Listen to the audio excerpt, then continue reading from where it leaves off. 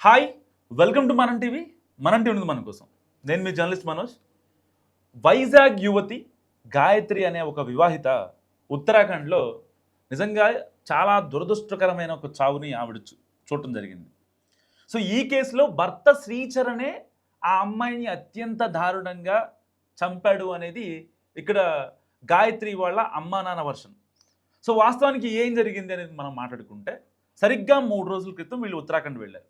So called honeymoon trip పేరుతో వెళ్ళారు. And అక్కడికి వెళ్ళిన తర్వాత ఆ ఫామ్ హౌస్లో వాళ్ళు వెళ్ళటము అండ్ చెక్ ఇన్ తర్వాత మేమిద్దరం మందు తాగిన తర్వాత ఆ అమ్మాయి మూత్రపు మడుగులో అత్యంత దారుణంగా ముక్కులోంచి రక్తం వచ్చి పడిపోయింది అని 3 రోజుల నుంచి భర్త శ్రీచరణ్ ఇదే మాట చెప్తున్నాడు. సో వాస్తవానికి అసలు ఏం జరిగిందని చెప్పి డెహ్రాడూన్ పోలీసులు, అక్కడ ఉత్తరాఖండ్ పోలీసులు అండ్ పోస్ట్ మార్టం రిపోర్ట్లు, ఇక్కడ వైజాగ్కి సంబంధించినటువంటి గాయత్రి కాబట్టి వాళ్ళ అమ్మ నాన్న వైజాగ్ డీసీపీకి చెప్పడం.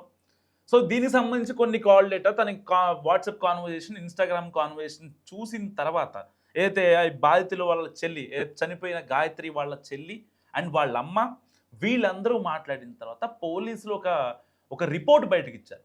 సో అదేంటంటే వాస్తవానికి ఈ యొక్క శ్రీచరణ్కి గాయత్రికి 2025 నవంబర్ 15వ తారీఖున పెళ్ళయింది.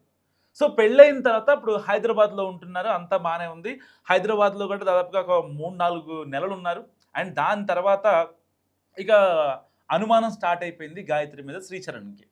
సో ఆ అమ్మాయి బ్యాగ్లో, హ్యాండ్ బ్యాగ్లో, క్యారీ బ్యాగ్లో జీపీఎస్ ట్రాకర్లు పెట్టడం, ఎక్కడికి వెళ్తుంది ఏంటని తెలుసుకోవడం. అండ్ అంతేకాకుండా ఆ అమ్మాయి ఎవరితో ఫోన్ మాట్లాడుతుందని చెప్పి అమెరికా నుంచి ఏవో డివైస్లు తెప్పించాడంట. వాళ్ళ చెల్లి చెప్తుంది, ఏదైతే చనిపోయిన అమ్మాయి వాళ్ళ చెల్లి అమెరికా నుంచి స్పెషల్గా డివైస్లు తెప్పించి వాళ్ళ ఫ్రెండ్స్తో అవి తన హ్యాండ్ బ్యాగ్కి కింద పెట్టేవాడంట, ఎలాంటి అనుమానం రాకుండా. అంటే ఈ అమ్మాయి ఎవరితో కాల్ మాట్లాడుతుందో ఆ కాల్స్ మాట్లాడేది కావచ్చు, ఈ యొక్క అనుమానం గట్టిగా ఉంది కదా, సో వాటిని వినడం కోసం ఆ ట్రాకర్ని పెట్టాడు. సో ఇలాంటి నేపథ్యంలో ఏం జరిగింది, 1-2 సార్లు ఆ అమ్మాయి అడిగిందంట, అసలు నిజంగా నా మీద నీకు ప్రేమ ఉందా, అనుమానం ఉందా, ఎందుకు ఇలా బిహేవ్ చేస్తున్నావు ప్రతిదానికి అని మాట్లాడితే, లేదు నువ్వంటే నాకు చాలా ఇష్టం, మనం హనీమూన్ ట్రిప్ వేద్దాం అని చెప్పాడు.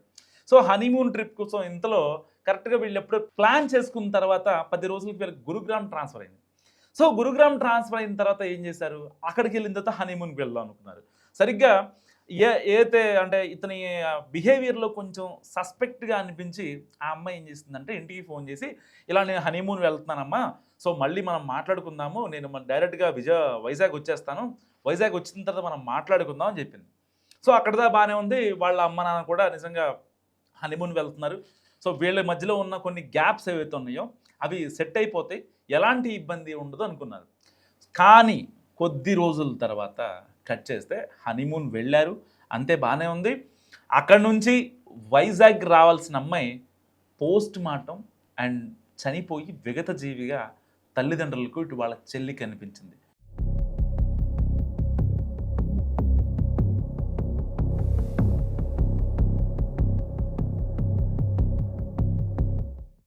జస్ట్ ఇమాజిన్, ఒక్కసారి అర్థం చేసుకోండి ఆ తల్లి బాధ ఎలా ఉంటుందో. నవ్వుకుంటూ రావాల్సిన వాళ్ళ అమ్మాయి స్ట్రెచ్చర్ మీద డెడ్ బాడీ లాగా వస్తే వాళ్ళ పరిస్థితి ఎలా ఉంటుంది. సో ఇప్పుడు వాళ్ళ అమ్మ ఒకటే చెప్తుంది, వాడిని ఎన్కౌంటర్ చేయడం చెప్తుంది. కానీ శ్రీచరణ్ మాత్రం పోలీస్ విచారణలో ఏ పోలీస్ అడిగినా, లేకపోతే ఎవరన్నా అక్కడ ఉన్నటువంటి బాధిత బంధువుల తరపున ఎవరన్నా మాట్లాడినా, ఎవరు మాట్లాడినా శ్రీచరణ్ మాత్రం సేమ్ ఒకటే స్క్రిప్ట్ చెప్తున్నాడు. ఏమని, ఆ రోజున ఫామ్ స్టేకి వెళ్ళాం, 11కి చెక్ ఇన్ అయ్యాం, 3:30 వరకు ఇద్దరం మందు తాగాం. కట్ చేస్తే పొద్దున్నే ఆ అమ్మాయి నగ్నంగా, ఆ అమ్మాయి మీద బట్టలేం లేవు, అండ్ ఆ అమ్మాయి మూత్రపు మడుగులో ముక్కులోంచి బ్లడ్ వచ్చి పడిపోయి ఉంది. నాకు అర్థం కాలేదు ఏం చేయాలో. సో వెంటనే ఆ ఫామ్ స్టే వాళ్ళకి చెప్పాను. కట్ చేస్తే వాళ్ళు పోలీసులను పిలిచారు. సో పోలీసులకు అన్ని రకాలుగా నేను సహకరిస్తున్నా అని నంగనాచి కబుర్లు చెప్తున్నాడు.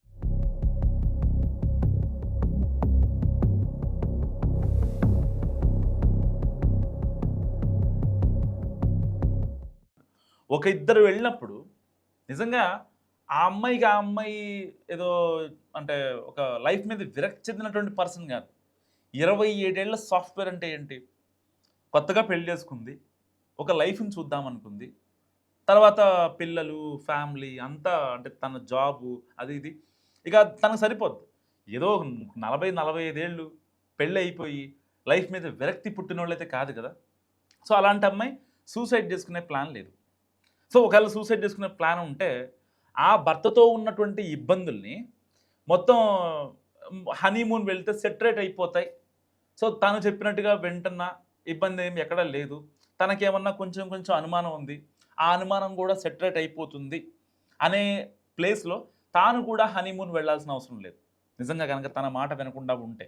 అండ్ ఆ అమ్మాయి వెళ్ళింది, తనతో మాట్లాడింది అండ్ అంతా సెటరేట్ అయిపోయిన తర్వాత ఇక్కడ శ్రీచరణ్ దొరికిపోయిన పాయింట్ ఏంటంటే, సో ఇక్కడ ఆ అమ్మాయి మందు తాగింది అని చెప్పాడు. కానీ పోస్ట్ మార్టం రిపోర్ట్‌లో ఆ అమ్మాయి మద్యం సేవించినట్టు ఎక్కడా కూడా రాలేదు. అంటే ఆ రోజున మద్యం సేవించడానికి అక్కడికి తీసుకెళ్ళాడు. అండ్ దాంట్లో ఇంకేమైనా టాబ్లెట్స్ ఏమన్నా ఏసాడా? లేకపోతే ఇంకా ఆవిడనేమన్నా ఇబ్బంది పెట్టాడా? అనేది మరి కాసేపట్లో తెలియాల్సినటువంటి వాస్తవం.